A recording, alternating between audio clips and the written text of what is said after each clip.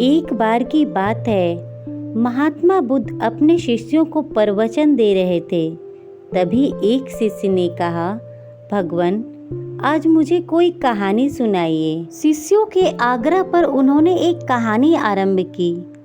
एक जल्लाद मगध राज के महल के पीछे बने कस्बे में रहता था। वह मगध साम्राज्य का प्रमुख जल्लाद था। उसका सारा जीवन दोषियों को फांसी देने में बीत गया था और अब वह बूढ़ा हो चुका था। वह अपने राजकीय सेवा से मुक्त हो चुका था और अपना अंतिम समय अपने घर में व्यतीत कर रहा था। अपने जीवन काल में की गई सभी घटनाओं को याद कर वो बहुत पश्चाताप करता था। वह सोचता था, मेरे हाथों इतने जीवों की हत्या हुई। तभी एक दिन एक भिक्षुक उसके दरवाजे पर आता है और वह उससे कहता है कि वह बहुत दिनों से भूखा है। इस पर जल्लाद अपने द्वारा बनाया गया भोजन उस भिक्षुक को अर्पित कर देता है। भिक्षुक की भूख शांत हो जाने पर जल्लाद अपने जीवन में किए गए सभी कार्यों को भिक्षुक के सामने प्रकट करता है। वह जल्लाद उससे कहता है कि मैंने अपने जीवन काल में अनेक अपराधियों को मृत्यु दंड दिया है, जिसके कारण मुझे अपने अपराध पर बोध हो रहा है और मुझे अपने इस अपराध के कारण मेरा मन बहुत अशांत रहता है। तब भिक्षुक कहता है, क्या तुमने ये सारे अपराध स्वयं किया या फिर किसी के आदेश के कारण? इस पर जल्लाद कहता है, मैंने ये सारे कार्य राजा के आदेश से किया है।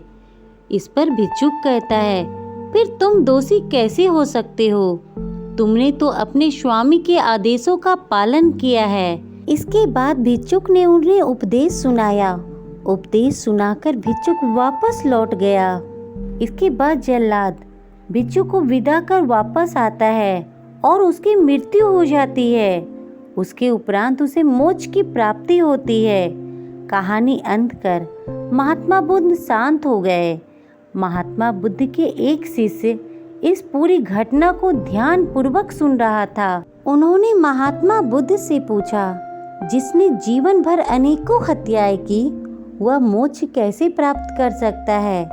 महात्मा बुद्ध मुस्कुराए और उन्होंने अपने शिष्यों को समझाया, जिसे जीवन में पहली बार ज्ञान की प्राप्ति हुआ हो, जीवन का अंतिम समय जब उनके निकट हो और ज्ञान के शब्द उनके कानों में पड़े, तो वह मोक्ष की प्राप्ति कर लेता है।